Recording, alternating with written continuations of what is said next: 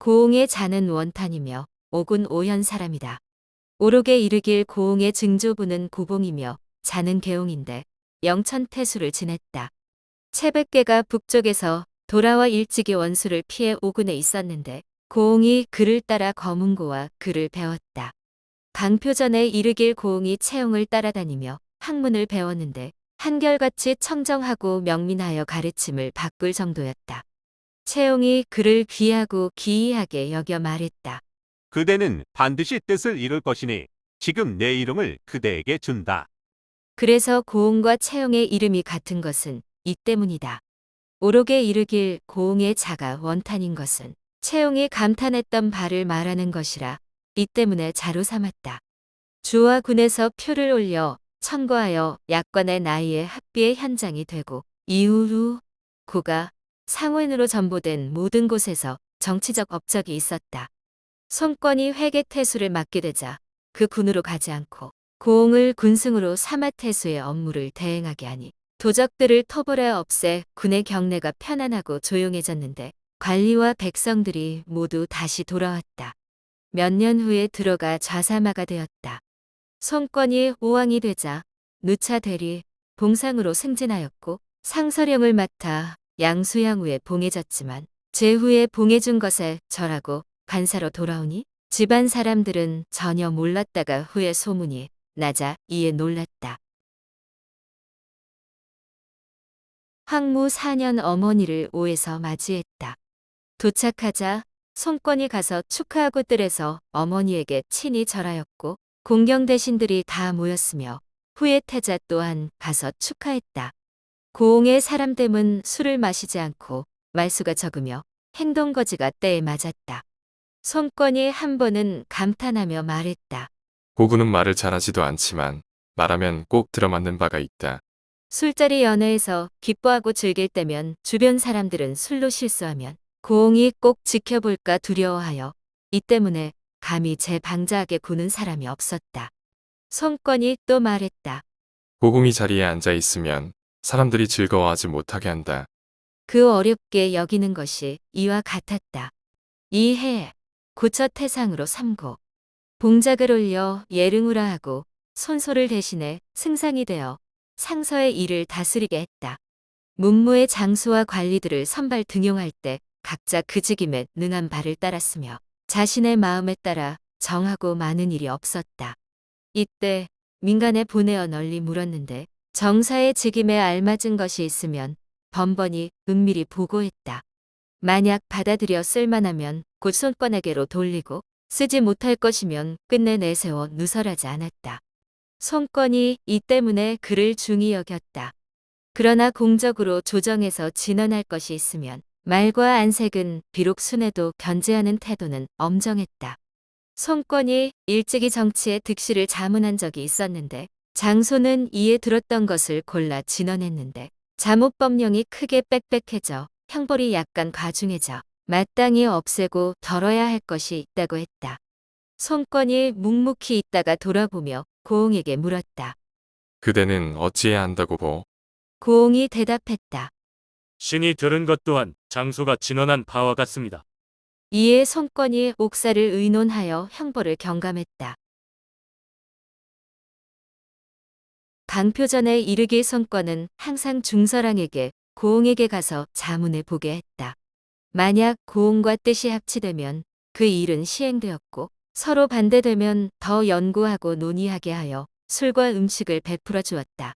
만약 뜻이 합치되지 않으면 고흥은 정색을 하고 복장을 고쳐 입고 조용히 말하지 않고 베풀어지는 바라도 없으면 곧 물러나 고했다. 손권이 말했다. 고궁이 기뻐하는 것은 일이 의당함에 합치되었다는 것이고 말하지 않으면 일이 다스려지지 않은 것이니 내가 거듭 생각해본다. 그 존경과 신임을 받는 것이 이와 같았다. 강변의 여러 장수들이 각자 공을 세워 자신을 뽐내고자 하여 많은 이들이 편의를 진언하여 불시에 습격하고자 하는 것이 있었다. 손권이 고흥에게 물어보자 고흥이 말했다. 신이 듣기로 병법에는 작은 이익을 경계한다 했는데 이것은 진언했던 바와 같으며 공명을 구하며 자신을 위하고자 함이지 나라를 위함이 아니니 폐하께서는 마땅히 금지하고 제어해야 합니다. 실로 좋기 위험을 빚내고 적을 패배시키지 못할 것이면 마땅히 들어줘서는 안 됩니다. 손권이 이 말을 따랐다. 궁극의 득실을 따져 일을 행하기에 불과하면 스스로 직접 아련하지 않고 입으로는 일찍이 그에 관해 말하지 않았다. 얼마 지나지 않아 여일과 진박이 중서가 되어 여러 관부 및 주군의 문서를 맡아 교정했다. 여일 등이 이로 인해 차츰 권력을 잃어 마침내 술의 독점권을 방해하고 관장하는 이익을 차지하고 죄상을 들어 간교한 일을 규찰하는 데는 작은 일조차 꼭 보고하고 거듭하여 문서를 깊이 살펴 추악하게 무고하며 대신들을 훼손하여 깎아내리고 무고한 자를 비방하자 고흥 등은 모두 아련해 결백함을 들어보여야 했으나 비양가거나 사직해야 했다. 여일 등이 후에 간사한 죄가 발각되어 정의에게 잡혀 결박되었다. 고흥이 가서 범죄를 처벌하게 되었는데 여일이 수인의 입장으로 보니 고흥은 온화한 안색을 띠며 문서에 적힌 정상을 문제하고는 나가려 할 때 또 여일에게 말했다. 너희들의 뜻에 말하고자 하는 바가 없느냐? 여일이 머리를 조아리며 말이 없었다. 이때 상서랑 회서가 여일을 면전에서 능욕하자 고흥이 회서를 꾸짖었다. 관에는 올바른 법도가 있거늘 어찌 이렇게까지 한단 말인가? 강표전에 이르기 손권이 조카 딸을 시집 보낼 때 고흥의 조카에게 시집 보냈다. 그래서 고흥 부자 및 손자 고담을 청해 불러왔는데 고담은 당시 선조 상서로서 귀중한 신임을 받고 있었다. 이날 손권이 매우 즐거워했다. 고담이 술에 취하자 3번 일어나 춤췄는데 춤을 그칠 줄 몰랐다. 고흥이 속으로 화내었다. 다음 날 고담을 불러 그를 꾸짖었다. 군왕은 허물을 덮어두는 것을 덕으로 여기고 신하는 공손하고 삼가는 것을 절의로 여긴다. 옛날 소아와 오한이 모두 대공을 세웠지만 소아는 매번 고제를 아련할 때마다 그럴 듯 한 것이 있어도 능히 말하지 못했고 오한이 광무제를 받들 때도 또한 삼가고 근면하였다. 내가 이 나라에서 차라리 싸움터에서 공을 세울 수 있을 할지언정 상서의 일을 할 수 있겠느냐. 단지 가문에 힘입어 마침내 총애와 신임을 받았을 뿐인데 어찌 춤추는데 다시 그칠 줄 모르느냐. 비록 술 취한 후였는데도 또한 은혜만 믿고 공경함을 잊은 것으로 그랬다면 겸허해도 부족하다. 내 집안에 피해를 입힐 자는 필히 너로구나. 이에 등지고 벽을 향해 누워버리고 고담은 한동안 서 있었고 그러고 나서 보내주었다. 서희가 평하길 고흥은 여일에게 회방을 입었으면서도 온화한 얼굴에 기쁜 언색을 띄었으니 진실로 너그러운 사람이다. 그러나 그의 뜻을 여러 끌어와 보면 말하고자 하는 바를 물었으니 이것은 그릇된 것이다. 여일이 간사하고 험하게 법을 어지럽히고 충성스럽고 현면한 이들을 폄훼하고 중사하자 오나라 전체가 마음이 섬뜩해져 태자손 등과 육손 이하로는 절절히 간언조차 하지 못하였으니 이로써 반준이 모인 틈을 타 손으로 찔러 나라의 우환거리를 제거하고 악한 일을 미워하고 주인의 충성하니 의로운 형벌이 겉으로 드러나서 영을 내리게 된 것이다. 만약 여일이 요사스런 일에 능하고 이치를 펴지 못하였다면 옥사를 기록하는 본래 뜻이 아니다. 만약 말을 받들어 이를 주청하였다면 우주는 혹시라도 승상이 말한 바로서 원래의 용서를 회복시켰을 것이니 백원과 생명은 부당하여 서럽고 분했을 것이다. 회서에겐 본래 사사로운 원한이 없었고 혐오하는 바도 없었기에 그를 모욕한 것이고 그의 악한 뜻을 싫어하며 불이 난 것을 미워했을 뿐이니 어진 일이다. 계무자가 죽자 증점은 그 문에 기대어 노래 불렀고 자위가 상처가 나자 자산이 영을 재촉해 직접 치료하였다. 이에 비추어 말하자면 고흥은 부당하게 회서를 책망한 것이다. 고흥이 승상이 된 지 19년, 나이 76세에 저고 6년에 죽었다. 처음 병이 미미했을 때 손권이 의원 조천에게 그를 살펴보게 하고 그의 막내 아들 고제를 배수하여 기도의로 삼았다. 고흥이 이 소식을 듣고 슬퍼하며 말했다. 조천은 생사를 잘 분별하는데 나는 필히 다시 일어서지 못하겠구나. 그래서 상께서 내가 고제가 배수되는 것을 볼 수 있게 한 것이다. 손권이 소복을 입고 조문했고 시호를 수코라 했다. 장자 고소가 일찍 죽고 둘째 아들 고유는 병이 심해 막내 아들 고재가 뒤를 이었으나 후사가 없어 끊어지고 말았다. 영한 원년 조서를 내렸다. 옛날 승상고음은 지극히 덕스럽고 충성스럽고 현명하며 예로서 나라 일을 도왔다. 그러나 후사가 폐하여 끊어졌으니 짐이 심히 민망하다. 고음이 둘째 아들 고유에게 작을 이어 예름으로 삼아 옛 공우를 밝게 드러내라. 오록에 이르길 고유의 다른 이름은 고목으로 의도태수로 죽었다. 고유의 아들은 고영이다. 진서에 이르길 고영의 자는 언선이며 동남쪽 지역의 명사인데 오나라에서 벼슬 하여 황물랑이 되었고 진에 있을 때는 현달한 지위를 역임했다. 원제가 처음 강동을 진압할 때 고영을 군사마로 삼고 매우 중하게 예우했다. 그가 죽자 표를 올려 시중, 표기장군, 의동 3사를 추증했다. 고영의 형의 아들은 고우인데 자는 맹저이며 어려서부터 명망이 있었고 산기시랑이 되었으나 일찍 죽었다. 오서에 이르길 고은과 같은 어머니를 둔 동생은 고이이다. 자는 자탄이며 어려서부터 유학했다. 손권이 이를 다스리게 되자 고희에게 말솜씨가 있다는 것을 듣고 불러서 주부 일을 맡게 했다. 일찍이 가까운 곳을 나간 적이 있는데 영군에서 한 남자를 데려다가 시장에 이르러 형벌을 행하려 하는 것을 보고 무슨 죄인가를 물었는데 일백전을 도둑질했다고 하자 고희가 말해 잠시 멈추게 했다.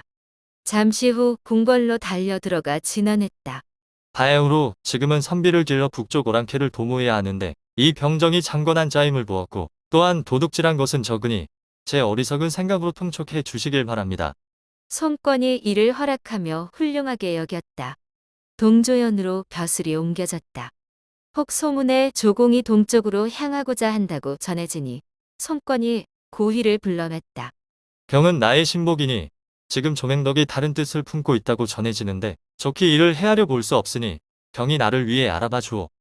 보의 도의로 배수하고 북쪽에 도착하여 조공과 서로 만났다. 조공이 경내의 소식을 갖춰 물으니 고희가 은근하고 온순하게 응대하면서 이로 인해 강동이 큰 풍년이 들었고 산세가 머물기 적당하지 않으며 모두 덕을 좇는 것 옳게 여겨 의로움을 발휘해 병사를 낸다고 말했다. 조공이 웃으며 말했다. 나와 손장군은 한 번 혼인을 맺어서 같이 한시를 보좌하여 의로움이 한 집안과 같은데 그대는 어째서 이와 같이 말하는 거요? 고희가 말했다. 진실로 명공과 주군께서 의를 반석처럼 굳건히 하고 기쁨과 근심을 같이 하셔서 꼭 강표의 소식을 알고자 하신다면 이로써 미칠 뿐입니다. 조공이 그를 후대하고 돌려보냈다. 손권이 동정에 대해 어떻게 말했는가 물으니 고희가 말했다.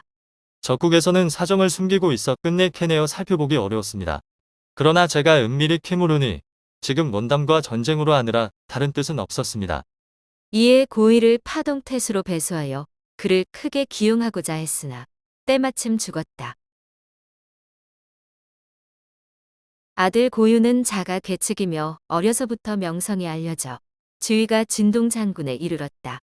고옹의 친척 고재는 자가 자통으로 효도, 우애와 청렴, 공정으로 마을에 소문이 났다. 나이 15세에 군의 관리가 되고 낭중에 제수되었고 차츰 승진하여 편장군이 되었다.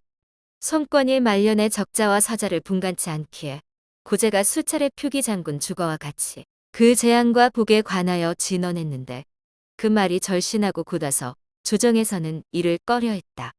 아내를 대우할 때 예를 갖추고 항상 밤에 들어와 새벽에 나가 그의 얼굴 보는 것이 드물었다. 한 번은 병이 심하게 들어 아내가 나와 살피자 고재가 주변에 명하여 부축해 일으키게 하고 관을 쓰고 건을 두르고 옷 한 벌을 더 입고는 일어서 대하며 재촉하여 아내에게 돌아가게 했는데 그 정결함과 더러워지지 않는 것이 이와 같았다. 고재의 아버지의 고향은 사연의 현령을 역임했고 나이가 들어 벼슬을 사양했는데 고재가 항상 아비의 책을 가져다가 씻고 청소하고 의복을 정갈이하며 다시 책상을 설치하여 그 위에 책을 펴고 절하며 무릎 꿇고 앉아 읽는데 매 구절마다 응낙이 있어야 끝내고 2번 절했다. 만약 아바드지 질병의 동태에 관한 물음이 있으면 곧 책을 대하다가도 눈물을 흘리며 말소리 내는 것이 목이 메었다. 아버지가 수명이 다해 죽자 고재는 음식을 5일 동안 입에 넣지 않았다. 손권이 그를 위해 배옷 일습을 지어주며 모두 거친 풀을 풀어 입히고 강제로 고제에게 영을 내려 상복을 벗게 했다. 고제가 비록 공적인 논의 때문에 직접 상을 풀긴 했지만 오히려 아버지 상을 당하지 않은 듯하며 항상 벽에 관해 그림을 그려놓고 그 아래엔 신자를 설치해 놓아 항상 이를 대하면서 곡하고 읍했는데 상복이 채 끝나기 전에 죽었다. 고제에겐 내 아들이 있었는데 고원, 고래, 고겸, 고비인데 고비는 진나라 교주자사가 되었다. 고비의 아들 고이은 상서복야가 되었다.